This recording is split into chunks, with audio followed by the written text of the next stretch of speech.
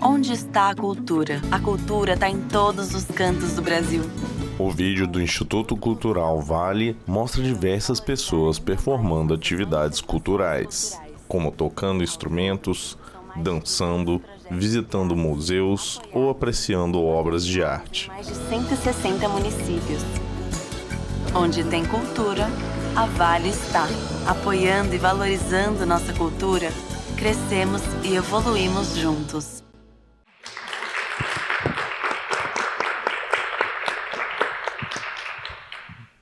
E aí, gente, boa noite. Vamos dar início a mais uma edição do projeto Sempre um Papo, que com este evento dá a largada para o 37º ano de realização ininterrupta. Aqui eu estou na CEMIG desde sei lá quanto tempo. O escritor e apresentador Afonso Borges é um homem branco, de cabelos e barbas grisalhos. Afonso veste uma camisa polo preta e uma calça jeans azul. Ele usa um óculos de hastes pretas e um cordão de contas comprido. Afonso está com os convidados Edson Natali e Cristiane Olivieri em um palco de madeira escura com um fundo branco. A advogada Cristiane Olivieri é uma mulher branca de cabelos grisalhos longos.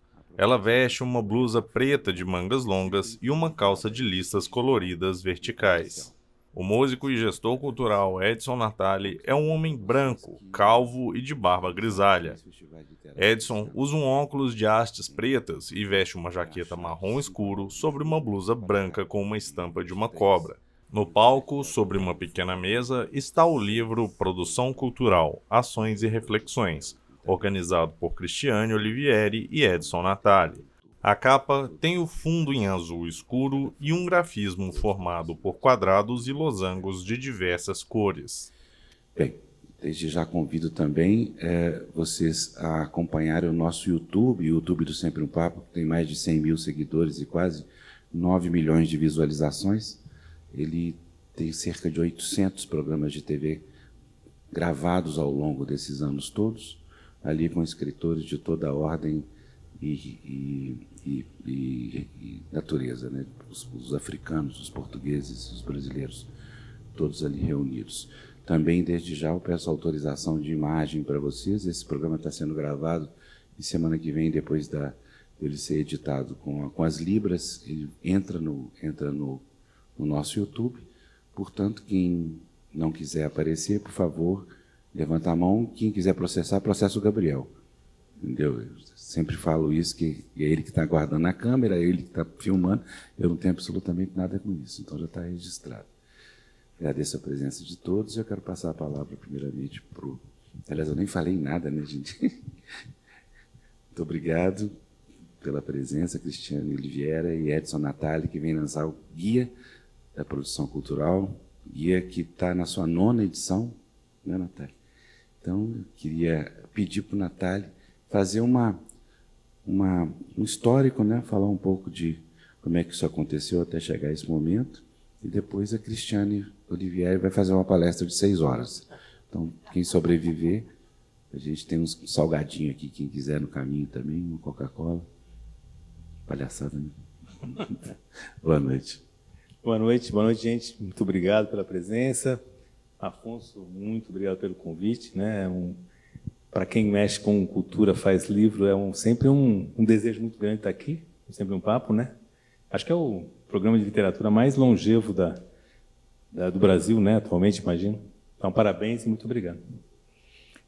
Bom, como começou o guia, né? Eu acho que esse início é importante, eu gosto dele, porque é uma coisa comum, né? Em 1993, eu sou músico, né? Tinha um grupo de música instrumental que a gente gravou 2 LPs em 88, 89. Depois eu fiz meu primeiro disco solo em 90 e tinha as dúvidas comuns, né? Pô, como é que eu faço para tocar nos festivais? Como é que as pessoas tocam em outros países? Por que o disco não deu certo nesse sentido? Por que eu não consegui gravar aquela música porque eu não sabia como pedir a autorização, enfim, toda essa infinidade de dúvidas que todos e todas temos no nosso dia a dia, né? E eu acho que a principal descoberta que eu tive naquela época, que é uma coisa banal, mas que acho que desencadeou um processo que mudou minha vida, na verdade, né? O guia realmente mudou minha vida, mais do que os discos, foi perceber que as perguntas que eu tinha eram as perguntas que muitas pessoas tinham. Isso é muito banal, mas era isso, né? E a primeira edição do guia, em 94, independente, ele chamava-se Guia Brasileiro de Produção Musical. Então, no fundo, assim, eu tinha um monte de dúvida e fui perturbar as pessoas que eu achava que tinham as respostas, né? Então, entrevistei o Nelson Aires na época, fui conversar com advogados para saber o que era o direito autoral, como é que fazia isso, como é que fazia aquilo, etc. E 2 espectadores da plateia acompanham a fala de Edson. Consultores e consultoras que até hoje é o que perdura, né? Porque é impossível falar de tantos assuntos que envolvem nosso fazer artístico, né? Cinema, televisão, música, teatro, literatura, enfim, né? Então ele já nasceu assim, sempre baseado nessas dúvidas, né?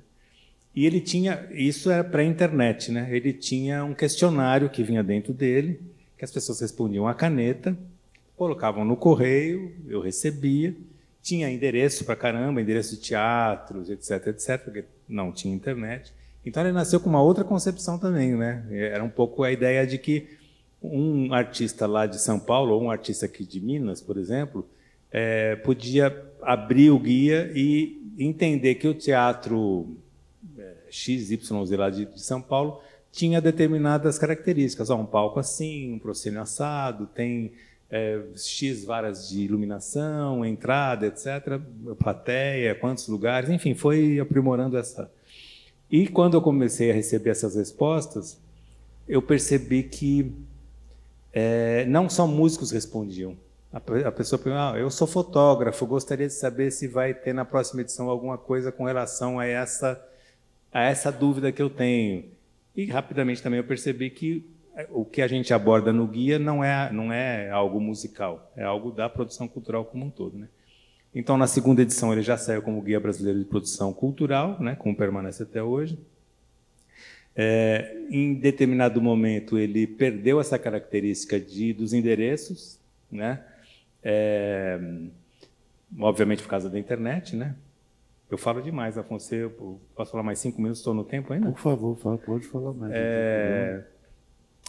Só que eu estou lembrando umas coisas, né, dessa época jurássica, que quando eu ia lançar, por exemplo, o guia, eu ia tocar em alguma cidade, sei lá, Araçatuba, não sei, qualquer coisa, eu tinha mania de ficar olhando a lista telefônica.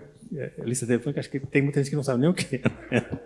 Nem sabe que era um calhamaço, assim, com todos os telefones da cidade, e eu ia lá, escolas de música, teatro. E agora eu vou confessar aqui um crime, estou com a minha advogada. Eu arrancava as páginas da lista telefônica para poder pôr no guia. Falei assim, cara, não tenho nada de Araçatuba, aqui tem a escola tal, não sei o quê. E levava, e assim a coisa foi, né? Não, mas espera aí, conta como é que era impresso o guia, a primeira edição. É importante. Então, na verdade, foi independente, né? Independente é uma palavra completamente Não, eu vou contar porque é muito bom. Independente de tudo. Ele dava um cheque, que não existe mais, pré-datado, para 40 dias, pegava os guias todos impressos, para sair vendendo, para cobrir o cheque. Não preciso dizer que não dava certo. Na plateia, 2 espectadoras sorriem concordando com a fala de Cristiane. Na verdade, e assim, a hora que essa transição da internet rolou, não precisava mais dos endereços, porque não tinha como colocar, evidentemente, obviamente, né, o que estava na internet no guia, ele foi adquirindo uma característica menos de guia no sentido de endereços e mais das questões reflexivas e todas os temas que a gente veio abordando, né? E aí ele fez essa transição, foram 2 transições, né? Uma da música para a produção cultural em geral e uma da época pré-internet para pós-internet, né? O Sesc São Paulo foi, desde a segunda edição, da primeira edição já, quando eu fiz 100% né, achando que ia dar certo, e de uma certa maneira deu, né? O Sesc São Paulo comprou 50 exemplares, que para mim foi uma coisa assim inexplicável. Eu olhava assim, gente, como é que os caras compraram 50? É a glória, 50 Realmente, exemplares. né? Acho que é importante esse negócio. E a partir da segunda edição, eu fazia 2.000 livros, porque eu vendia 1.000 para o Sesc, né? E o Sesc distribuía para as unidades, enfim, para gestores de cultura, etc. Então, os 1.000 exemplares que o Sesc comprava garantiam os 1.000 exemplares que eu fazia. Então, eu saía com aquilo zerado, pelo menos, né? E isso veio até que as edições Sesc, acho que há 4 edições, ela já é a editora do livro, né? E para encerrar aqui essa minha primeira participação, o guia tem sempre muitos e muitas consultores, consultoras. Uma delas está aqui, né? Marilena Cunha, muito obrigado. O que nos permite conhecer gente maravilhosa, conviver, aprender, né? Então, essas dúvidas vão sendo diluídas e elas vão, na medida em que uma dúvida é diluída ou é equacionada, ela gera outra, né? Porque, mas se eu faço isso, como é que eu faço aquilo? Por que as coisas vão ficando um pouco mais complexas, né? Para todos nós, no sentido de, né, a gente vai expandindo, a gente vai querendo saber como fazer outras coisas, né? E isso nos permite, se a gente for fazer, eu e o Cris temos a ideia assim de, em algum momento, talvez na próxima edição, que vai ser a 10ª, fazer um compilado, por exemplo, reentrevistar todo mundo que a gente já entrevistou, para um pouco atualizar, acho que dá um panorama da cultura brasileira bastante consistente, e muita gente realmente participou e participa do guia, né? E entre essas pessoas, em algum momento, não vou me lembrar a data, mas a Cris era uma dessas consultoras do livro, né? E rapidamente a gente teve, acho que foi a partir da 3ª edição, a gente teve uma afinidade muito grande e a gente começou a encontrar para conversar sobre o futuro do guia, porque ele, em tempos ele vai para um lugar que é quase um suposto beco sem saída, né? Tipo, não, mas a gente já falou isso, mas vamos falar de novo, né? E aí você fica buscando o que falta, né? E aí, nesse momento, a gente começou a se encontrar e a Cris aí, hoje, né, é um projeto nosso, né? E a gente costura isso junto já há mais de 10 anos, né? Então, acho que no resumo é isso. Mas eu queria só que você falasse, antes de passar para a Cris, sobre esse processo da transição do analógico para o digital. Na verdade, assim, tinha uma percepção, né? Eu me lembro, em 96, mais ou menos, um músico muito importante na minha vida, acho que muito importante para o país, chamado André Gereissati, o fundador do grupo Dalma, que era Na plateia, um homem assiste atentamente à fala de Edson. Bastante importante, inovador na música instrumental brasileira. Ele me apresentou um computador. E aí eu lembro até hoje que eu levei, era aquele bolhão, né? Eu lembro até hoje que eu levei para o sítio, ele foi junto. Não tinha internet, era aquele disquete grande ainda. E eu lembro até hoje eu sentando com meu pai e falando aquelas coisas muito básicas. Pai, olha isso aqui, ó, eu vou digitar aqui, vai aparecer ali e vai ficar guardado aqui o disquete. Meu pai ficou... Gente, a gente ficou assim, quase como aqueles filmes da pré-história que o cara descobre o fogo, né? E em 96, tem uma informação... Na minha cabeça, em 94, quando eu fiz o guia, tinha um outro buraco no sistema, na minha cabeça, que era a conexão dos músicos, dos produtores e dos estúdios com o mercado, né? Então, em 96, eu fiz um livro chamado Anuário Brasileiro dos Músicos, Produtores e Estúdios. Só teve uma edição. Naquela época, a ideia era, bom, um ano faz o guia, o outro ano faz o anuário. Guia, anuário, mas o anuário só teve um, né? Justamente por causa disso, porque quando chega a internet e você começa a ver aquelas possibilidades que as pessoas começavam você clicava, digitava um teatro, sei lá, da CEMIG, e vinha o endereço, né? passou a ser um pouco, né, gradativamente percebeu-se que não tinha nenhuma, né, utilidade mais a gente pôr o endereço, e era uma competição e um gasto de papel também que ia ter que fazer uns 10 volumes para caber o que se pesquisava na internet para pôr no impresso, era meio inconcebível, né? Então, eu acho que quando a gente se deparou com essa questão, eu acho que o guia ele expandiu para um outro nível, que aprofundou o nível do conhecimento. Do conteúdo mesmo. Porque o endereço era assim, quase metade como se esse volume fosse assim, metade disso é endereço, metade é reflexão.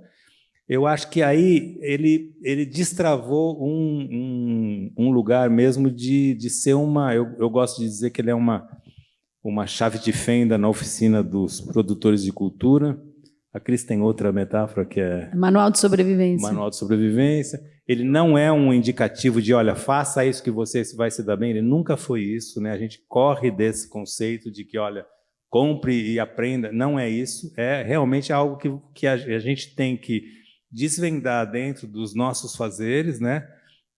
Carlos Farias está ali, tem, né, um trabalho importantíssimo na música do Brasil.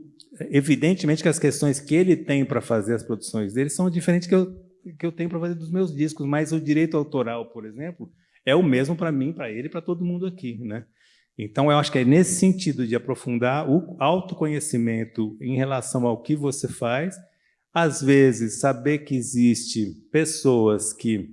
Maquele está ali também, Maquele K, né, grande compositor, uma pessoa que eu admiro, acompanho, e tem essas questões que, para o Maquele fazer as coisas dele, são outras questões que envolvem as reflexões dele, mas existe uma estrutura que às vezes é a mesma, né? E às vezes, só para encerrar, eu acho que é importante também essas conexões reflexivas, porque assim, na medida em que alguém no Amapá, no Ceará, em Pernambuco, tem alguma dúvida específica com relação ao artigo que a Maria Helena escreveu, existe o e-mail dela no livro. Então, a pessoa pode se conectar com ela também e tipo, aprofundar aquela questão específica, né? Então, acho que é um pouco também da gente, principalmente nesses tempos, navegar mais junto e apertado para a gente seguir junto. E aí, Cris? Acho que o que dá para acrescentar um pouco do guia é que, né, quando a gente diz que é um manual de sobrevivência e que ele foi virando um manual de mais conteúdo, na verdade, a ideia é que ele possa ser utilizado pelo estudante, pelo profissional que está começando hoje ou pelo profissional que vai lá para tirar uma dúvida. Então, a linguagem é uma linguagem não técnica, é para que as pessoas todas leiam e compreendam. A gente vai, né, nessa linha do que o Natália está dizendo, a gente vai acrescentando temas ou sofisticando temas conforme o mundo vai mudando. Então, se antes a gente falava só de direito autoral de livro, hoje a gente fala de todas as questões de NFT. Um homem na plateia acompanha a fala de Cristiane. Como é que é a distribuição de música. E é claro que os textos, eles nunca são muito profundos, mas eles sempre indicam onde as pessoas podem se aprofundar, para onde elas podem seguir a partir dali. Então, nesse sentido, e a gente vai trocando. Então, agora em que um dos temas também bastante relevantes é a institucionalização das organizações sem fins lucrativos, essa profissionalização, aí a gente traz consultores dessa área, a gente está sempre olhando o que está acontecendo, encontra uma pessoa e convida, então vem aqui, ajuda, escreve, polemiza um pouco alguns temas. E acho que nessa edição a gente tem uma coisa importante, a gente tentou, ao máximo que a gente conseguisse, convidar pessoas fora do eixo Rio-São Paulo, Sudeste, né, olhar bastante para o resto do país e tal. Não é tão simples, a gente está lá em São Paulo, mas a gente fica tentando conexão da conexão, para trazer outros olhares, outras dinâmicas nessas reflexões. E ele chama né, e cada guia, a partir do momento em que ele deixou de ser lista telefônica, né, ele permite que a gente tenha um espaço ali, para além de todas as informações mesmo, desse manual de sobrevivência, como eu faço isso, como eu faço aquilo, onde eu procuro determinadas informações, ele tem quase que um tema.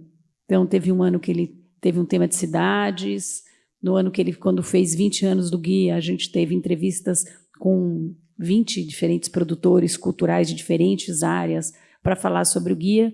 E nessa edição, a gente vem com reflexões pós-pandemia, que elas foram escritas ainda na pandemia, então tem quase que um olhar futuro, assim, as pessoas foram estimuladas a olhar para um futuro positivo, né? Embora a gente ainda tivesse um momento um pouco, para onde será que a gente vai, mas assim, olhe para frente, pense positivamente como é que vai ser o país pós-reflexão, como é que a gente vai seguir, o que é que vai mudar um pouco na gestão, e aí tem reflexão de todos os tipos, de pessoas muito diferentes, e que vale a pena, assim, é estimulante, é revelador, esse capítulo de reflexões.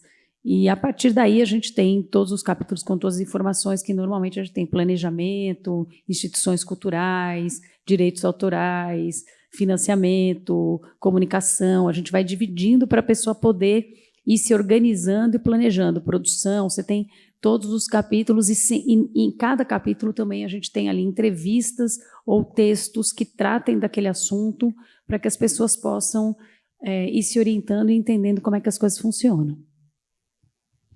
Legal. Bem, gente, daqui para frente, quem quiser fazer pergunta, só levantar a mão, senão eu fico fazendo pergunta aqui até amanhã cedo. Eu queria que você traçasse, e eu acompanho também o Guia desde o início, eu e o Kiko, né? O Kiko que inaugurou isso, não foi?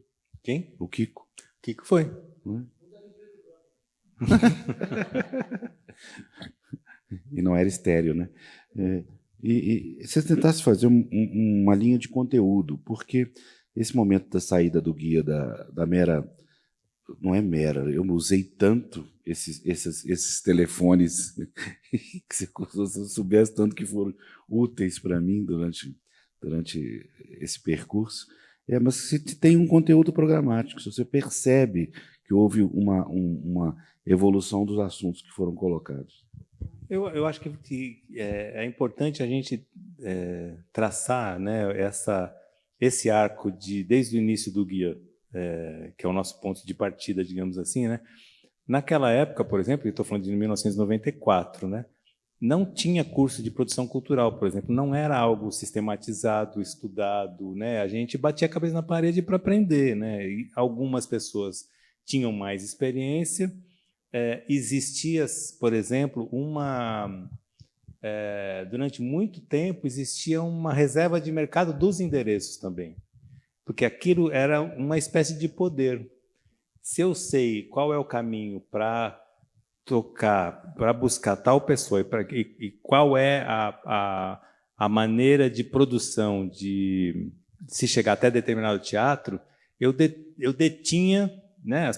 Algumas pessoas pensavam assim: eu detenho a maneira de como aquele funciona. Esse é um ativo meu, né? Então, na plateia, duas espectadoras ouvem atentamente a fala de Edson. Porque sou eu que sei o caminho, né? E existia muito isso. Tanto é que, às vezes, eu perguntava para alguma pessoa: queria pôr essa coisa, assim, poder desse lugar que você foi tocar, com quem eu falo? A informação não vinha, porque, no fundo, o pensamento era tipo: mas se eu der esse endereço para uma publicação, mais gente vai querer tocar lá, portanto, eu não vou tocar mais, ou vai ser mais difícil eu tocar, ou lançar meu livro, etc. Né? Então, não verbalizava, mas era nítido, porque você sabia que a pessoa tinha a informação, mas a informação não vinha. Né? E, claro, aí eu ou dava outro jeito ou simplesmente não punha, mas isso era uma característica, eu acho, daquele momento que não tinha internet. As informações circulavam de outra maneira, né? Então, eu acho que esse arco, assim, e aí o produtor cultural também, ou a produção cultural como matéria, ela ser um ponto de interesse da academia, por exemplo, né, a ponto de ter um curso, a ponto de ter uma formação, etc. Isso foi desenvolvendo e mostrando para todos nós, né, que a gente não era um ET, porque antes era isso, né? Eu me lembro de tocar, às vezes eu passava por Campinas, onde meus pais moravam. Meu pai é mecânico, né? Meu irmão também trabalhava numa empresa, e uma vez a gente foi tocar com esse grupo da Arana, inclusive, em Presidente Prudente, que era uma cidade, acho que 600 quilômetros distante de São Paulo, mais ou menos. E a característica da conversa era tipo como se a gente fosse um pouco exótico mesmo, né? Tipo, mas esses caras faziam o quê exatamente, né? Não era algo que você conseguisse falar assim, olha, tem esse livro, tem o FMG tem um curso, a Federal Fluminense tem um curso, tem isso, tem aquilo, tem aquilo. E hoje, por exemplo, você fala o termo curadoria, por exemplo, as pessoas, pelo menos uma parte delas, entende ou supõe o que é. Naquela época, cara, curadoria era quase um nome de um sapo, sei lá, alguma coisa assim, né? Então, eu acho que essa evolução, né, eu acho que veio junto com o amadurecimento do nosso ecossistema, né, do qual você é uma pessoa importantíssima, porque imagino que há 34 anos atrás você fazer um programa de literatura também era um sapo numa lagoa, né? Então, acho isso, é também uma certa cartografia, né, se você pegar as 9 edições, uma certa cartografia do desenvolvimento do nosso ecossistema. Acho que dá para fazer um trabalho acadêmico, por exemplo, a partir dos 9 guias, de mapear um pouco o histórico da produção cultural do Brasil em termos da produção em si, não produção artística, né, mas do modus operandi, o modo de fazer, etc. Eu acho que assim, a gente teve uma profissionalização gigante, né? A gente está falando de 30 anos. Eu sou advogada da área de cultura e entretenimento. Quando, há 35 anos atrás, eu comecei a trabalhar com isso, os meus amigos advogados falavam que eu era advogada light e que eu fazia isso porque eu gostava de ir em show. E quem não era advogado falava, mas precisa advogado? Faz o quê? O cara canta lá, o outro monta o palco, e você faz o quê mesmo? Então, isso foi se profissionalizando, mudou muito, né? Hoje você tem vários escritórios que trabalham com esse segmento, as pessoas já sabem do que se trata. Então, assim, eu acho que tem uma evolução muito grande, uma profissionalização gigante na gestão da cultura no Brasil, né? Em todos os segmentos. Você tem profissionais, você tem cursos universitários. Então, o guia também ele segue um pouco esse caminho, né? Ele continua sendo um material relevante, porque, apesar da profissionalização, a gente ainda não tem tanta bibliografia assim, muito dedicada do segmento, então ele continua sendo relevante. Tem uma coisa também que é muito importante, que quando o SESC, né, vira uma editora, né, cria a editora SESC e assume o guia, porque assim, a gente saiu daquele início que, tudo bem, solta um cheque e sai correndo para vender, para um segundo momento que, beleza, a gente sabe que o SESC vai comprar 1000, então, ufa, pagou a impressão, mas aí a gente fazia tudo. A gente definia a capa, arrumava um amigo para fazer, pegava uma imagem, tanto que durante alguns anos era uma obra de arte, porque a gente pegava um amigo que tinha obra de arte, aí a gente contratava alguém para fazer a edição. Diversos espectadores acompanham a fala. E aí levava para imprimir. E aí o dinheiro do SESC pagava a impressão. Ufa, vamos vender a outra metade e a roda continuava assim. Então, quando o SESC também assume como editora, para a gente que fazia isso tudo, ficou quase fácil. A gente só precisa escrever, reescrever, atualizar e entregar, porque a parte da edição, da capa, etc., a gente vai acompanhando, vai aprovando, mas tem uma editora responsável por isso. E uma editora, que é bom falar aqui, eu acho a gente ressaltar, assim, que dá para o guia e para a gente a maior liberdade do planeta. A gente convida quem a gente quer, a gente escreve o que a gente quer, assim, não tem nenhuma limitação nesse sentido. Normalmente eles colocam limitação de página e depois eles mudam de ideia e deixam a gente publicar tudo que a gente quer.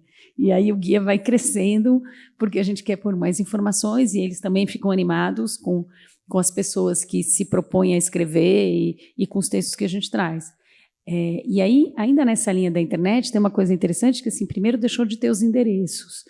E agora, nessa edição, as informações que são muito permeáveis de mudança, a gente acabou também não colocando, e a gente coloca uma referência. Então, tem lá, por exemplo, as leis de incentivo cultural dos estados e municípios. Dava muita tristeza, porque entre o prazo da gente fazer e o guia ser publicado, já estava desatualizado, já tinha mudado o percentual. Então, a gente, como a gente tem uma plataforma que chama hubcultural.com.br, a gente colocou as informações lá. Então, está lá. Se você quer essas informações, entre no Hub. Se você entrar no Hub, já vai abrir um pop-up dizendo, então, aqui, tudo que falta no seu guia está aqui. Você entra ali e aquilo vai ser atualizado regularmente, o que for sendo mudado e etc. Então, assim, já é um avanço, né? A gente já não tem os endereços, já não precisa mais nada disso, a pessoa procura. E o que é mais difícil procurar, porque é claro que dá para todo mundo descobrir qual é a lei de incentivo de Minas Gerais, mas para o cidadão que está no Pará, se ele tem ali rapidamente onde é que está, qual é o percentual, o que pode ser feito e etc., ele ganha muito tempo de pesquisa. Então, a gente pegou essas informações, fundos públicos, fundos internacionais, que são coisas que têm uma atualização recorrente, e jogou para dentro do Hub, e aí a pessoa que tem o guia, ela complementa a informação com informações digitais. Então, é quase híbrido. Fala sobre a sua entrada. A minha entrada foi um pouco assim, eu comecei a escrever para o guia, essa parte da parte mais técnica, né, da parte mais jurídica, de contratos e etc. E aí comecei a discutir com o Natali como fazer e tentar a gente ver como não ter esse sofrimento, porque a gente sabia que o guia era uma ferramenta importante, mas era complexo, né? Todo esse custo e tal, e ele sozinho. E aí a gente começou a desenvolver juntos e descobrir caminhos de como fazer para que fosse mais fácil viabilizar e definir conteúdos também que a gente achava relevantes. E eu acho que a gente tem uma soma importante, porque a gente, de alguma maneira, conhece pessoas diferentes e transita em mundos diferentes. Então, a gente consegue convidar quase que todas as pontas, né, de outras atividades. Então, eu tinha muita relação, tenho, com a turma das artes visuais, dos museus, das instituições, para trazer essas pessoas para dentro do guia. Porque, assim, o guia se faz com muitos cérebros, né? A gente faz muita curadoria, a gente escreve bastante, né? Hoje eu acho que a gente tem menos isso também, porque o guia já é conhecido. Então, quando eu convido o Afonso para escrever para o guia, que ele escreveu esse ano, ele já conhece o guia, ele sabe qual é a pegada. Mas antigamente não era assim. Aí eu convidava uma pessoa para escrever, chegava um texto ininteligível, de técnico. Era um terror, porque daí você já convidou o cidadão, você não pode falar para ele, amigo, não dá para publicar. Por outro lado, você também não pode dizer está ruim, é complexo. Aí a gente reescrevia, mandava de volta e falava, olha, passou pelo editor, um ser humano, né? Um ser humano que está propondo essas alterações, o que é que você acha? Então, assim, era mais trabalhoso também nesse sentido. Hoje, as pessoas entendem quem é o público. Assim, se eu peço para um advogado escrever, ele não está escrevendo para um advogado, ele está escrevendo para um produtor. Um músico está escrevendo também para artistas plásticos e também para produtores. A linguagem tem que ser inteligível, tem que ser uma maneira de fazer que é a maneira do guia. E eu acho que isso já está nas pessoas que a gente convida, elas já sabem. Então, também nesse sentido, esses textos chegam mais prontos e a gente fica mais feliz, mas é sempre a gente, para quem acompanha o guia desde a primeira edição, sabe que ele é muito mudado de ano a ano. Às vezes ele vem refeito. A gente fala, não, esses capítulos não fazem mais sentido. Aí troca, inclusive nome dos capítulos, abordagem, etc. Então ele é uma sequência, está na 9ª edição, mas ele é bem diferente a cada edição. Lena Cunha. Eu ia fazer uma pergunta para você, mas já que você quer falar. Uma espectadora faz uma pergunta no microfone. Queria falar fazer uma pergunta que é uma curiosidade que eu tenho desde as primeiras edições. e brincar assim, que essa pergunta, né? Ai, meu Deus, o que você faz? Eu falo que eu fui para o mestrado estudar o processo de formação do gestor cultural exatamente para explicar o que eu fazia. Eu brincava isso, gente, se alguém me perguntava, eu já mostrava, olha, está aqui. Mas isso foi em 2003, né? O tempo passa. E aí a pergunta era um pouco por aí também, desse período. Um dos primeiros que eu tive contato, não era o da música especificamente, mas é quando vocês começam a falar sobre planejamento estratégico na área da cultura. Vocês tiveram resistência a essa temática no ambiente cultural e artístico? Isso na época mesmo eu já ficava, né, assim, foi mais ou menos, não sei se foi mais ou menos nesse início dos anos 2000, que saiu essa edição, ou um pouquinho antes. E era também o período que eu estava estudando sobre o processo de formação, e eu fiquei um pouco curiosa para saber se vocês tiveram alguma resistência a essa temática. Antes do Natália, eu não sei se a gente teve resistência, não sei o que o Natália vai dizer, mas assim, já é a referência já é interessante de que quem escreveu sobre planejamento não era da área da cultura. Não tinha alguém da cultura como teria hoje, né, gestor, para dizer, olha, preciso fazer um capítulo sobre planejamento estratégico. Não tinha. Daí o Natália que arrumou até um consultor de outra área. Na verdade, eu acho que no próprio texto do livro, da primeira vez que veio o planejamento, a gente mesmo já... Porque era um ET, né? A gente já, na introdução do capítulo, para abraçar, digamos, o tema, a gente já fazia uma introdução dizendo assim, olha, planejamento não é necessariamente uma coisa chata, planejamento não é uma coisa que engessa, já tinha digamos, uma defesa, né, que é uma defesa de quem vive o meio. Era um assunto que não era comum, né? E conversando com essa pessoa, acho que o primeiro consultor de planejamento que teve foi a Célia Cruz, que é uma amiga que começou a cutucar sobre essa questão, que ela morou um tempo no Canadá, e ela provocava, assim, tipo, mas por que vocês não falam mais sobre... Depois veio o Roberto Tranjan, que é um especialista, né? Mas era quase Isso é muito interessante, eu acho. Às vezes, as pessoas não criticavam, mas às vezes elas se tocavam que elas planejavam. Só que não sabia. Eu lembro que um dos primeiros exemplos que a gente deu, acho que na primeira edição, que talvez tenha abordado o tema, a gente falava assim, se você vai fazer uma lista de compras para casa, né, ou vai reformar sua casa, e você vai fazer a parede, vai comprar tinta, vai ter que fazer primeiro a parede para depois fazer o telhado, né, você já está planejando. Então, um pouco de tirar o ranço da palavra, eu acho que foi a etapa 1, né? E era muito interessante porque aí a pessoa fala assim, mas eu já planejo. Na verdade, todo mundo aqui planeja alguma coisa, né? Você vai no supermercado, você está planejando, né? Então, às vezes, é tirar também o peso da palavra, porque para a classe artística, pelo menos, acho que ainda pesa, mas há 10 anos atrás, a palavra planejamento ela vinha junto com a figura de um burocrata que ia te engessar o fazer artístico. Tipo, não, você não faz assim, você está fazendo errado. Não, faça assim, faça assado. Não, essa música não é assim. Então, havia uma confusão em termos da autogestão artística com a gestão de carreira, por exemplo. Né? Não se falava sobre isso. Né? Eu não sei se eu respondi, mas acho que é por aí.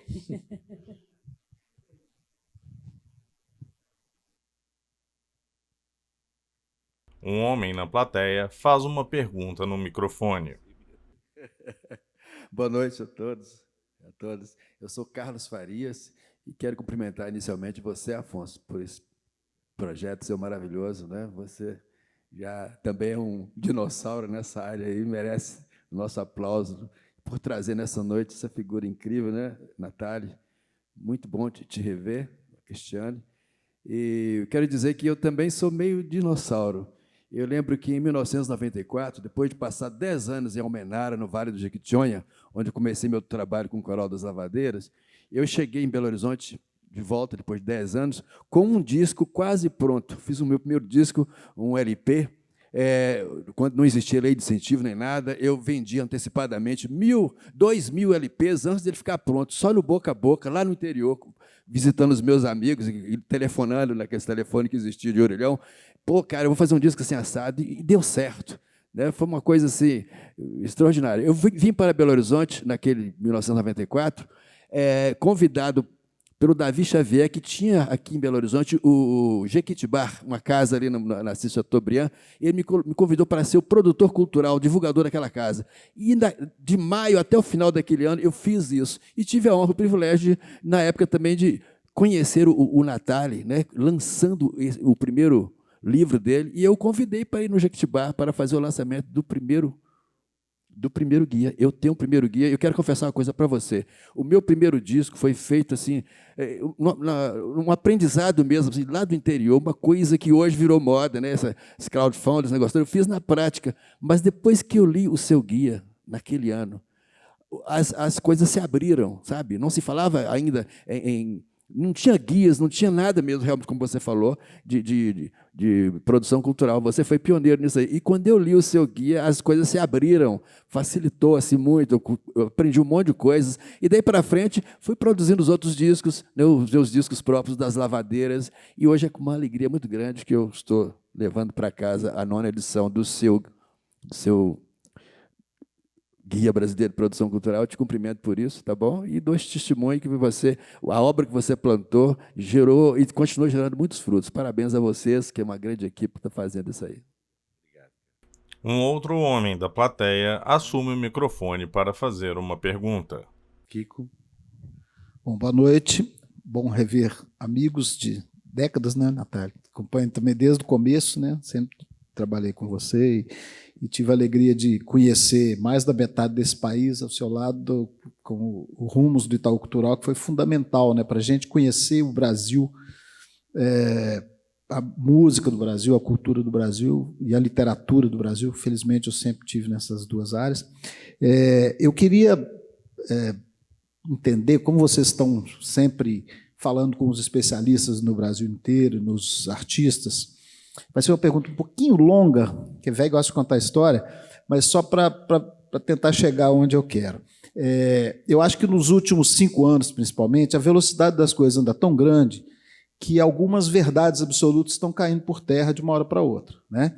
Então, eu vi, a última vez que eu trabalhei em veículo foi na TV Minas, né, de 2017 a 2019, e tinha algumas verdades absolutas nesse período. Uma delas ninguém consegue mais ver um áudio ouvir um áudio de mais de 3 minutos. Hoje o pessoal pega um podcast de 1 hora, 1 hora e 15, fica no carro ouvindo e às vezes repete. Ninguém consegue mais ver um vídeo de mais de 3 minutos. O pessoal pega uma maratona de série e passa o final de semana vendo 22, 23, 25. Então, essas são mentiras que caíram. Depois, ninguém mais quer livro. Então, o livro está vendendo bem. Eu lancei meu 10º livro em 2020 e reuni todos os 10 ano passado, e os lançamentos estão indo muito bem, obrigado. Então, acho que o livro impresso vai acabar, só e-book e tal. Continua o livro aí, né? Está aí com a prova viva. E eu tenho um sociólogo que eu gosto muito, chama Gessé Souza, e ele tem um livro muito bom, que não precisa nem ler o livro, quem não gosta, mas pode ver as entrevistas dele, porque as entrevistas já entende, que ele também joga por terra o mito de que se falou-se numa nova classe média, né? E ele, no Batalhadores do Brasil, ele questiona um pouco esse conceito, dizendo o seguinte: os valores da classe média são tempo e cultura. Então, muitas vezes, você teve uma nova classe que ascendeu economicamente, mas continuando a trabalhar 12, 15 horas por dia, sem poder conversar com os filhos, sem poder passar uma cultura, uma educação para os filhos. Então, nasce uma, terceira geração já de garotada que não teve essa vivência cultural, nem tempo e nem cultura com os pais, né? E aí eu acho que essa história dos algoritmos, ela acabou alimentando isso, quer dizer, sempre mais do mesmo, né? Então, os algoritmos fazem uma coisa redundante, né? Então, as pessoas, você gosta de funk, então só tome funk. Você gosta de samba, tome samba, por aí vai. Mas eu acho que de uns anos para cá eu tenho visto, principalmente com a garotada, adolescentes, jovens, por exemplo, a Isadora, que tem uma sobrinha de 11 anos, que faz TikTok o tempo inteiro, ouve funk, sertanejo, tudo. Mas quando está na casa dela, ela ouve Tom Jobim, Caetano Veloso, e adora Beatles, não sei o quê. Então, eu acho que tem uma meninada que está tirando um pouco esse estereótipo, né? Que a meninada só quer isso, só quer ela, só quer... Então, eu tenho muita esperança nesse novo momento. Então, a pergunta é... Ah, e outra coisa. Teve de 2 anos para cá também, falei que a pergunta era longa, desculpa, mas é porque eu lembro de uma matéria que saiu se não me engano, na CNN, de um flash que fizeram de Londres. A repórter estava em frente a uma casa, uma locadora de vídeo, de VHS, e estava cheia. Né? Esse ano, nos Estados Unidos, a venda de LP já ultrapassou do CD. Né? Então, esse ano, então aquela coisa, acabou a mídia, acabou o CD, cada vez mais eu recebo, né? Infelizmente eu estou nos grupos de músicos, cada vez o pessoal mandando, né, divulgação de LPs lindos, né, de CDs lindos. Quinta-feira eu tenho uma reunião numa produtora que eu vou lançar meu primeiro álbum de música esse ano, e eu já conversei com o produtor, falei, então não tem jeito de CD, né? Falei, não, eu faço CD em todos. Tem artista meu que está vendendo, já vendeu 2.000 CDs, 5.000 CDs, 7.000 CDs. Então, acho que as coisas as verdades absolutas estão ruindo. Né? Então, eu queria que vocês que estão acompanhando, né, os produtores culturais pelo país em movimento, o que vocês acham desse momento, né, das mídias e tal. E aí, última coisa. E tem uma cantora, minha amiga também, que é produtora, e que vive muitos anos. Eu sou meio lerdo para redes sociais, essas coisas. Então, você tem que entrar nas redes sociais, não sei o quê, você tem que divulgar. Eu falei, mas você está ganhando quanto cada música que você lança nas redes sociais? Cada 1.000 acessos eu ganho centavos. Eu falei, então não, obrigado, vou continuar vendendo meus livros, que eu ganho 40% em cada um. Então eu queria que você comentasse um pouco, vocês estão aí, como é que vocês estão sentindo esse momento, né, principalmente da música, dos formatos, da viabilização, e nós estamos aí, a última observação, eu acho que nós estamos na 3ª ou 4ª geração de jovens que não estão acostumados a pagar por arte. Né? Eu estava agora lembrando meus amigos do Skank, que eu acompanho desde antes do Skank, do Pouso Alto, e lembrando que, antigamente, bandas como Skank, Jota Quest, etc., eles começaram literalmente em garagens. Aí as garagens lotavam, eles iam para os bares, dos bares iam para as festas, das festas e tal. E aí sim se tornavam bandas, na época, contratadas pelas gravadoras e viáveis economicamente. Então, a minha geração, eu tenho 64 anos, a gente acostumava, me lembro de estudante de colégio técnico da UFMG, juntava dinheiro para ir ver o show do Belchior, para ver o show do Fagner, para conhecer um artista novo que vinha. Hoje a meninada não está acostumada a botar a mão no bolso para ir conhecer um novo artista num pequeno teatro, num pequeno bar. Se não tiver festa e nem dança, os caras não estão indo. Né? Eu tive uma conversa há uns 5 anos com um diretor de um programa de cultura, que a gente falando sobre preço de ingresso, quem paga, quem não paga. Ele falou, é muito caro ir no cinema. Eu falei, sei, 25 no ingresso, 30 de pipoca e Coca-Cola, isso você não reclama, né? Reclama dos 25 do ingresso. Então, eu queria que você falasse um pouco disso, como é que vocês estão vendo a sobrevivência do criador e do artista, e como é que vocês estão vendo essas mudanças de público, como é que vocês estão vendo hoje o consumo de arte e a viabilização do artista, da sua obra de arte, nesse mercado maluco. Desculpa, foi longo, né? Olha, complexa. A sua pergunta já daria mais uma edição do Guia, né? Olha, o que eu posso dizer?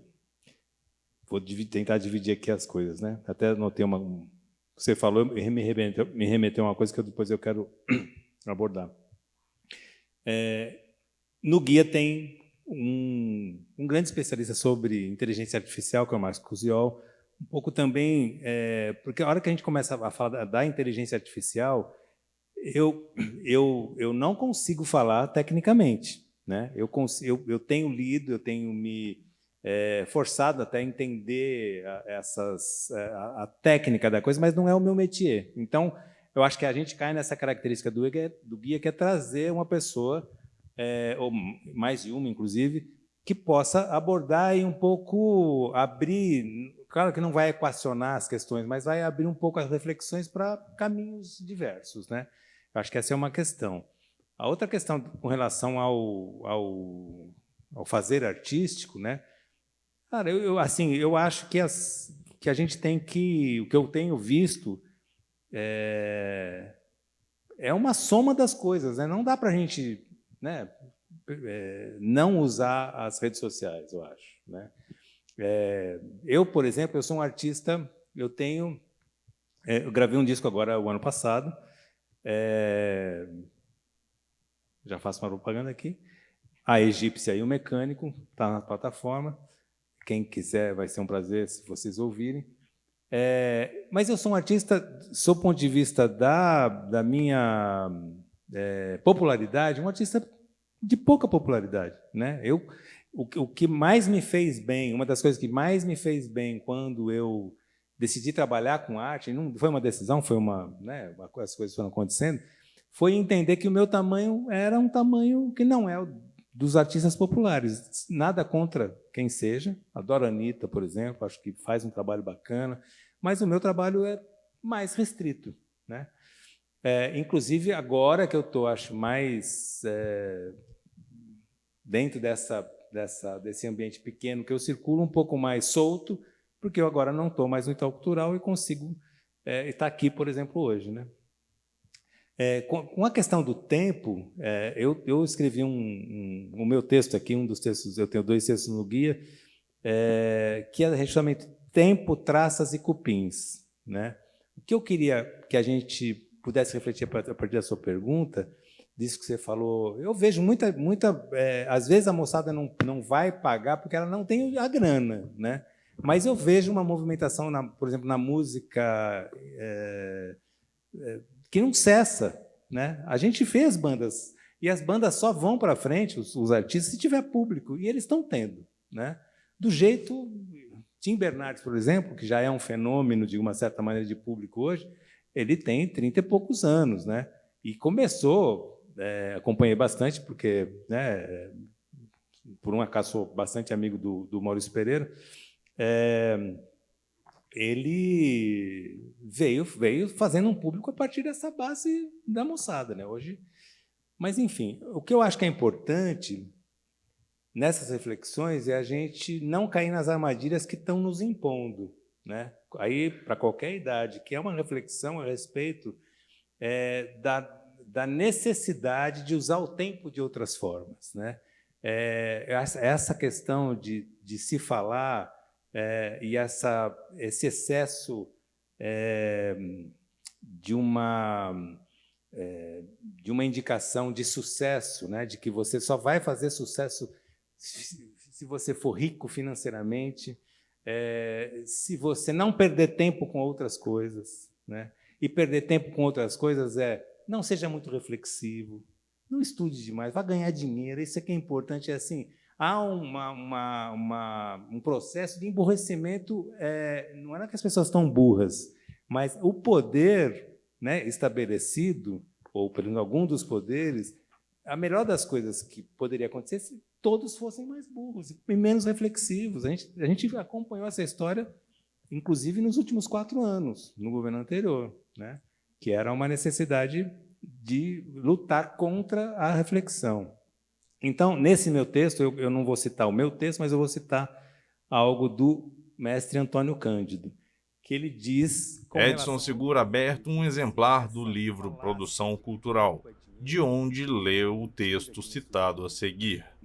Ele diz: tempo não é dinheiro, tempo é o tecido da nossa vida, é esse minuto que está passando. Daqui a 10 minutos eu estou mais velho, daqui a 20 minutos eu estou mais próximo da morte. Portanto, eu tenho direito a esse tempo.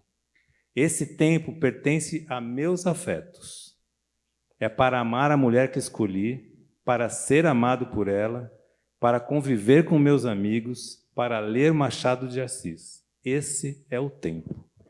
Então, eu acho que assim, as reflexões que a gente tem que fazer a respeito do tempo, por exemplo, e de uma imposição que nos fazem crer, principalmente nas universidades, tempo é dinheiro, não perca tempo, você não tem tempo. É uma disputa entre você estar relaxado para ler um livro, qualquer que seja, você aprender a refletir sobre outras coisas, você buscar outros conhecimentos, você ouvir uma música.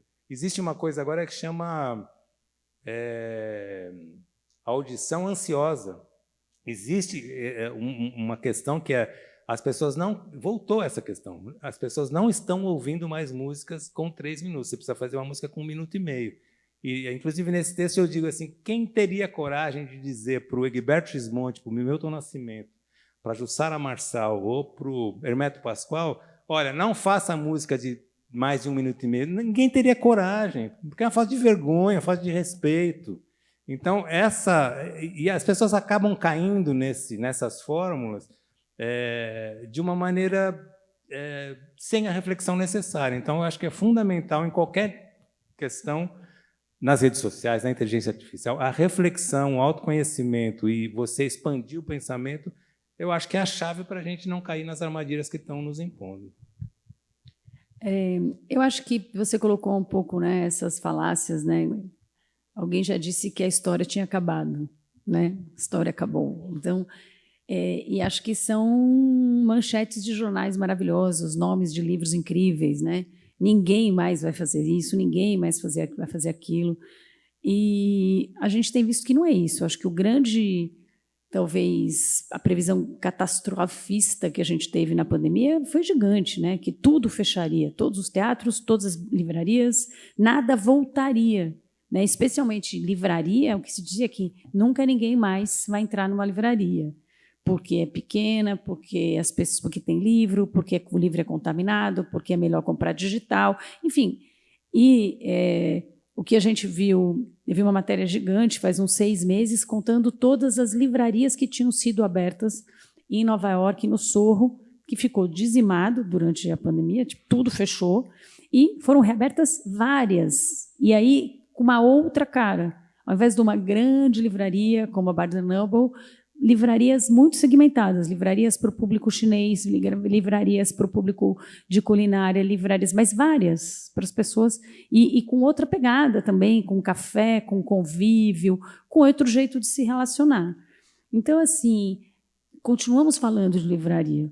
Talvez é outro tipo, talvez é uma outra pegada, mas continua estando lá. Acho que a gente... nós velhos olhamos para essa juventude também de uma maneira arrogante. Eu às vezes fico tentando pensar no meu pai, no meu avô, que dizia assim, não vai dar certo, esse não é o jeito, essa juventude transviada. Agora, o que a gente olha nessa molecada é que eles nasceram nesse mundo. Portanto, eles lidam e sabem desse mundo de uma maneira que a gente não sabe. A geração mais nova lida com o algoritmo enganando o algoritmo. Eles sabem que o algoritmo existe, eles sabem que o algoritmo oferece mais do mesmo. E aí eles escolhem umas coisas aleatórias para que o algoritmo se perca e eles aí recebam coisas diferentes. Então, assim, eu acho que a história não acabou e a relação dos jovens com a arte, com a cultura, também não. Eu tenho minhas dúvidas se eles realmente não pagam. Eu acho que o que a gente tem hoje... Tem algumas pessoas que dizem que a gente não terá mais, ou terá muito poucos ídolos nacionais ou internacionais. Né? Então, o normal, na nossa geração, era que a capa da Veja derrubava o presidente. Né? E a notícia do Jornal Nacional impactava a todos nós. Hoje, não. Hoje as pessoas recebem informações de lugares muito diferentes, o mundo é muito nichado, e você tem muitas tribos. E o que acaba acontecendo é que, às vezes, emerge uma produção cultural, um movimento que ninguém sabia que existia, mas que estava lá acontecendo naquela tribo muito intensamente, até que se torne uma coisa um pouco mais nacional. Então, eu acho... E essas pessoas, elas se subsidiam, elas se financiam. Esses grupos, né, essas tribos, elas criam maneiras de serem financiadas. Né? Para além do boom que a gente tem assistido no Brasil hoje, dos grandes shows, que eu mesma fiquei surpresa da quantidade de público para a quantidade de shows gigantes, né, de 50 mil, 70 mil pessoas. Tudo bem que são headlines, são nomes internacionais importantes ou nacionais muito importantes, mas ainda assim é bastante dinheiro de ingresso de eventos acontecendo todos os finais de semana recorrentemente. Então, me parece que sim, que o dinheiro do ingresso sobrevive e a produção cultural de toda a natureza também. Assim, ela está nas tribos, eu acho que o jeito de distribuir é diferente, às vezes o jeito de se relacionar com ela é diferente, mas eu acho que tem gente ouvindo música de mais de 1 minuto e meio, né, Natália? Só quero falar uma palavrinha com relação a isso aqui. A gente descobriu que quando um monomotor cai na Malásia, morrendo ou não aquele único integrante, vira notícia. Então, depois que eu descobri que o tal do monomotor que pousou na Malásia virou capa de um grande jornal, a gente entrou na era da incerteza. É importante a gente falar da incerteza e não das certezas, né? Então, todo esse jogo de algoritmos e de redes sociais, elas estão em paralelo a todas as nossas certezas. É por isso que o CD do Celso Adolfo, o Pratiano, que tem 6, 7 minutos, está vendendo no Japão. Recebeu uma grana de direito autoral do Japão, do Spotify, quase R$3. 3 e pouco do Japão. Mas entendeu? O Eugênio Butti vai lançar um livro agora, vou até fazer propaganda, que chama Incerteza. E eu estou lendo o livro do Eugênio. E fala da incerteza nesse mundo da comunicação, que é a praia do Eugênio. Então, assim, eu estou convencido que esses elementos que a gente analisa com tanta vocação para entendê-los, né, Helena? Que a gente tem uma bagagem para entendê-los, a gente é treinado para isso, nós estudamos isso, não servem de nada quando a notícia é um monomotor que caiu na Malásia. Um espectador na plateia faz uma pergunta no microfone. Boa noite. Como é que você chama? Markelly. Bom, na verdade eu queria só colocar algumas coisas aqui que me vieram durante a conversa.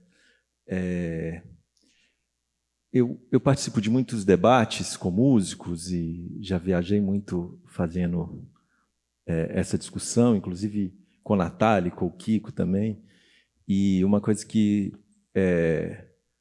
sempre acontece, eu costumei abrir uns debates com uma pergunta, assim.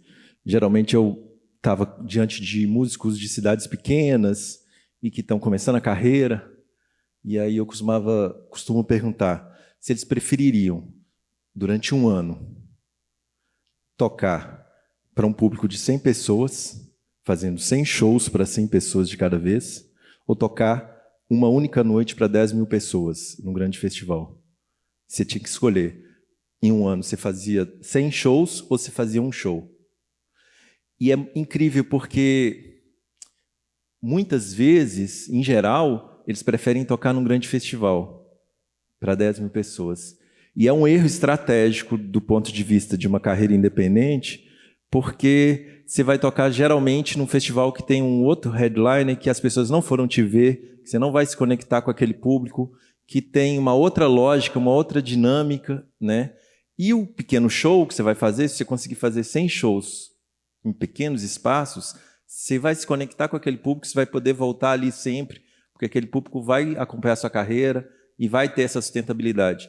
E para a minha geração ficou essa ideia de que artista só deu certo se ele enche um estádio, se ele é um grande nome nacional, né? Se você não apareceu na Globo, no Faustão, você não deu certo, a sua carreira não funcionou. Aí eu estou vendo o Natália com a camisa do Nego Dito, do Itamar, e que foi um grande artista, um dos maiores artistas da nossa época, e muita gente, meu vizinho não conhece ele. Se a gente sai aqui na rua, ninguém sabe quem que é Itamar Assunção. E, no entanto, é um artista que influenciou uma geração inteira, né, que circulava o Brasil todo. Talvez, se ele tivesse sido até menos intransigente, ele tivesse entrado um pouco mais e alcançado mais público.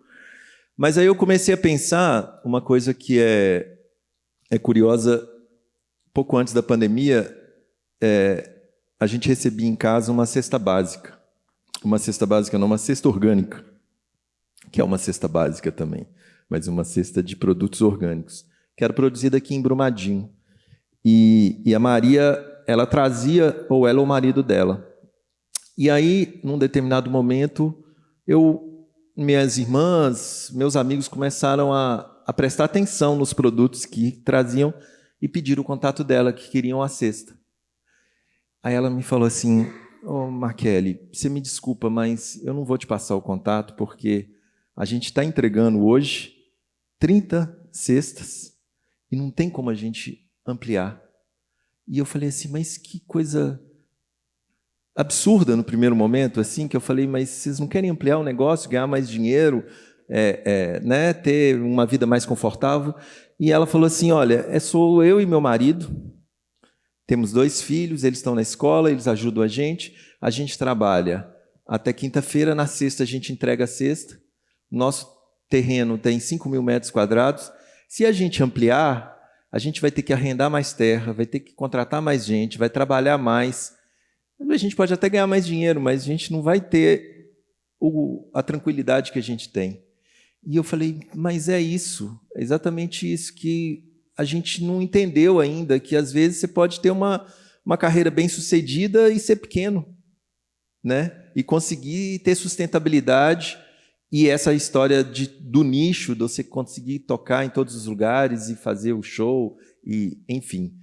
Só que, por outro lado, eu sinto também que a história da música digital agora, principalmente com a inteligência artificial, há alguns anos já que os computadores já fazem música com competência humana, assim.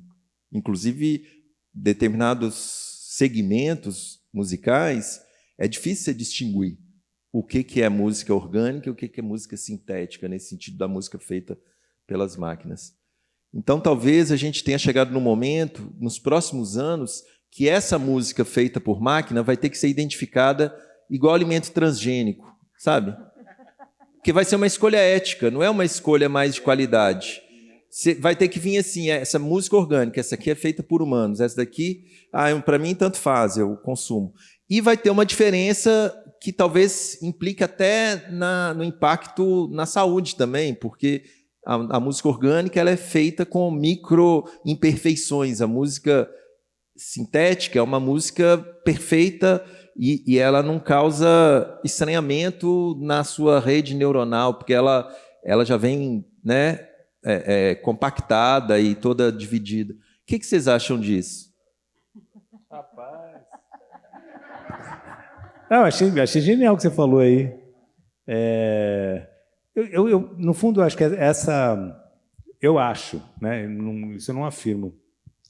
Eu acho que, por exemplo, a pandemia, ela mostrou para a gente que a necessidade da presença humana, né? De você abraçar o cara, tocar ele, ir no boteco, não sei o quê. Eu acho que ela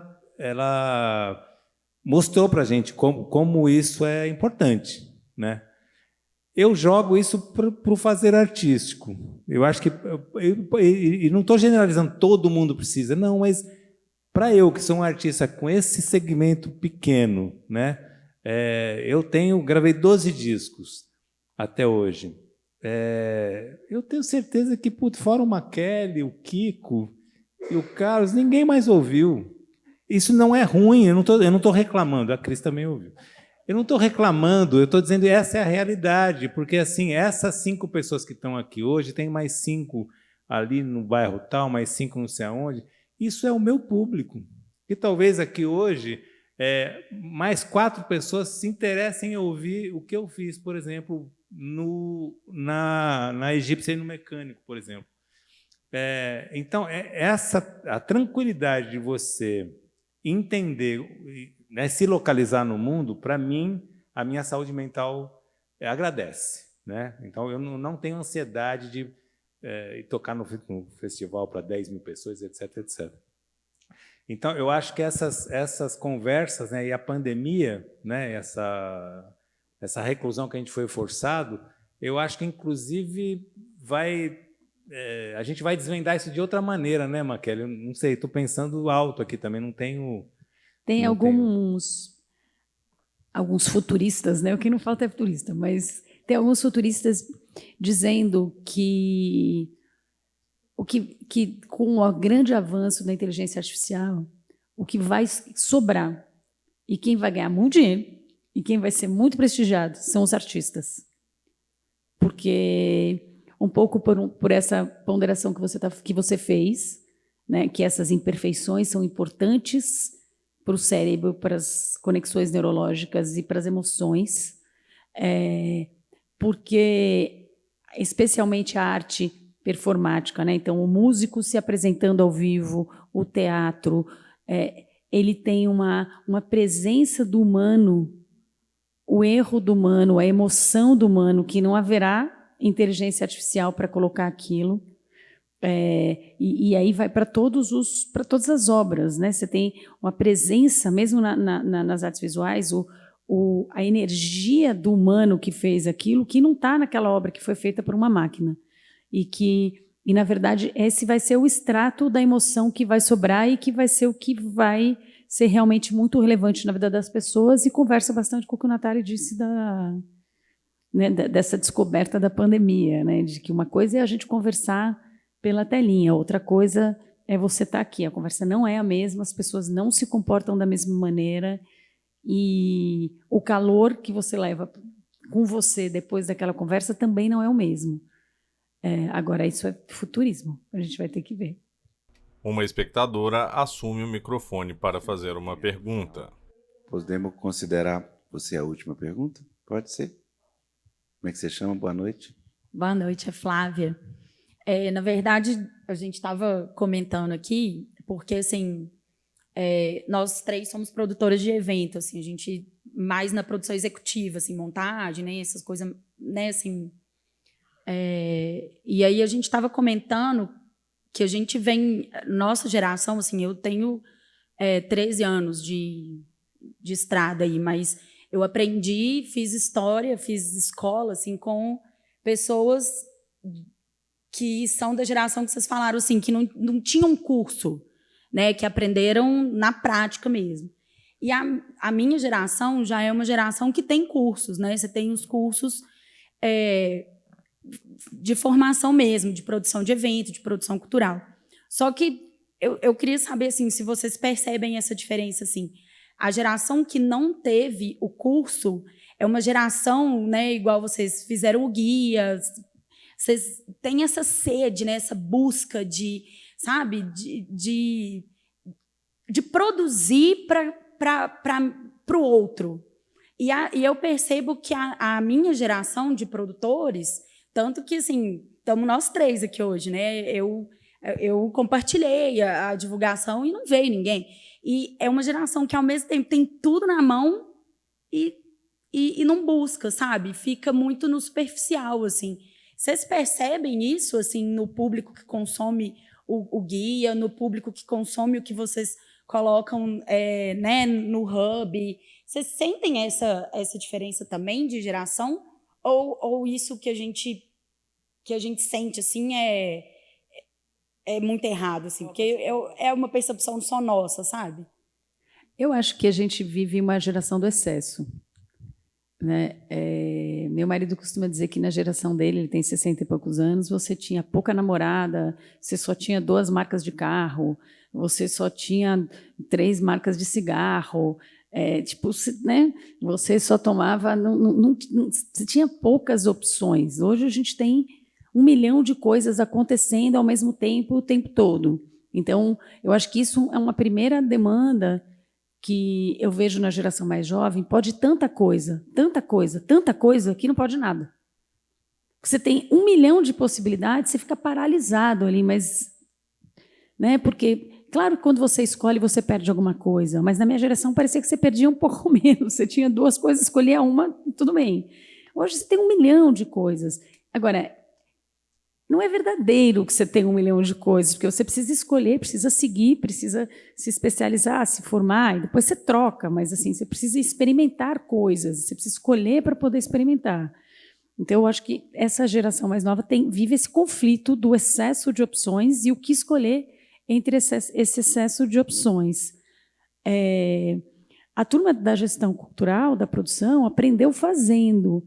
Eu acho que eu trabalhei nos primeiros shows de rock and roll internacional do país, que foram nos anos 80, Michael Jackson, Madonna. Era uma coisa que você sentava com os órgãos públicos, com as pessoas, polícia, CT, as outras pessoas, e falava, bom, é assim, ó, vamos fazer assim, para ver o que acontece. Daí, o que der errado na Madonna, a gente muda no Michael Jackson, o que der errado no Michael Jackson. Então, assim, eu, mais de uma vez, eu sou advogada, quebrou as catracas, eu sentei em cima de uma catraca para receber bilhete de ingresso para as pessoas entrarem. Então, tinha uma coisa que era também mais colaborativa, no sentido de que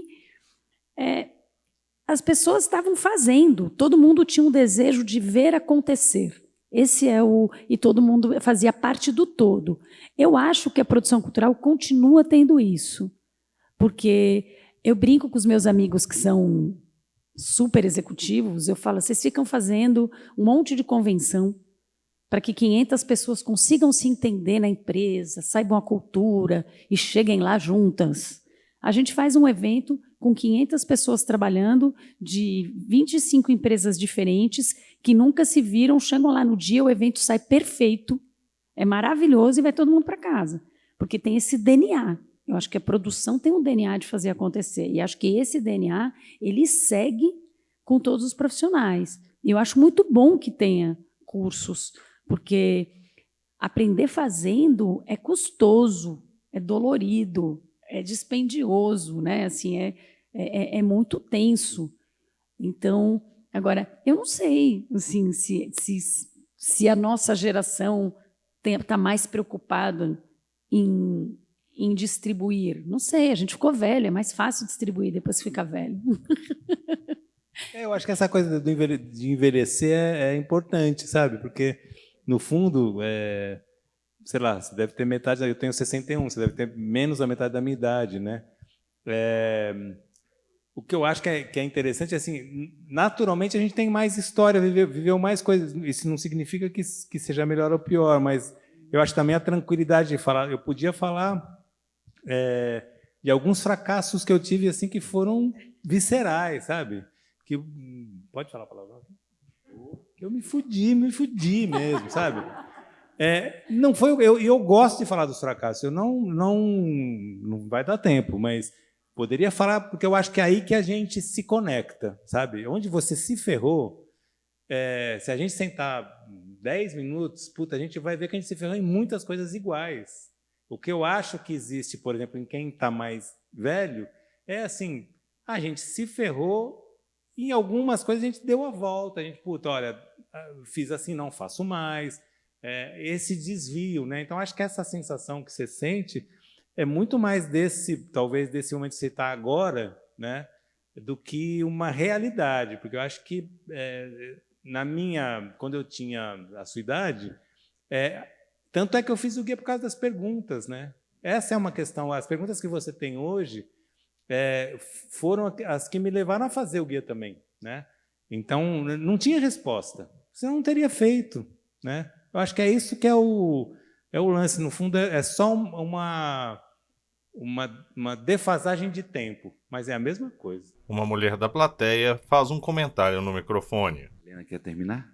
Eu não vou resistir, porque esse é o tema da minha pesquisa, do mestrado, que eu fiz em 2003, né? Terminei em 2004, que eu estudo a geração, né? O processo de formação por gerações. Só que... E aí uma coisa que é muito bacana, que é essa geração, que é a nossa geração, ela aprendeu fazendo, e aí uma parte dessa turma foi sistematizar essa formação. Então, é por isso que tem o guia, é por isso que tem livros, é por isso que tem aulas e cursos que a gente faz. Ou seja, essa geração lá de 70, 80, até meados de 90, é uma geração que realmente aprendeu fazendo.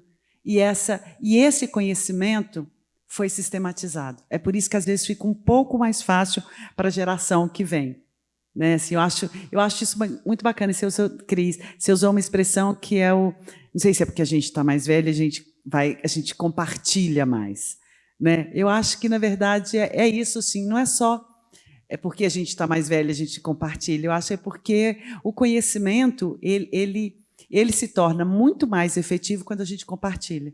E compartilhar nossas experiências é que faz com que a gente tenha o guia, a 9ª edição do guia, que a gente tenha outros livros, que a gente tenha o Sempre um Papo, que a gente tenha muitos cursos hoje de formação, sejam acadêmicos, sejam cursos livres, né, acontecendo aí no Brasil inteiro. Então, acho que tem essa questão geracional, assim, que acho que é muito bacana de entender também.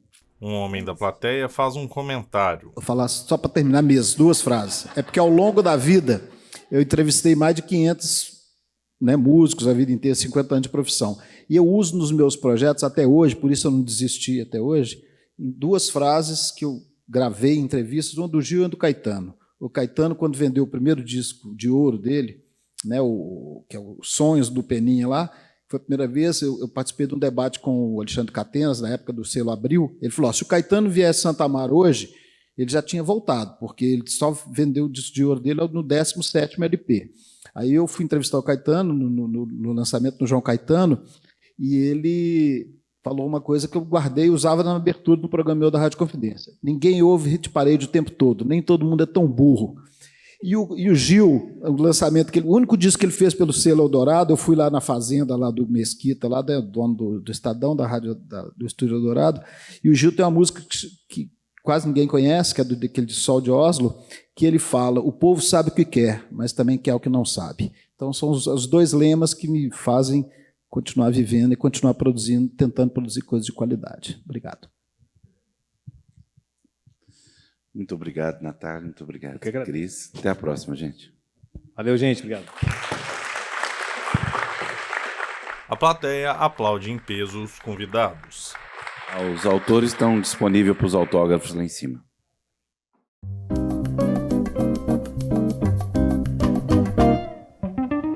Cristiane e Edson recebem o público no hall de entrada do auditório, onde eles autografam os livros, conversam com o público e tiram fotos.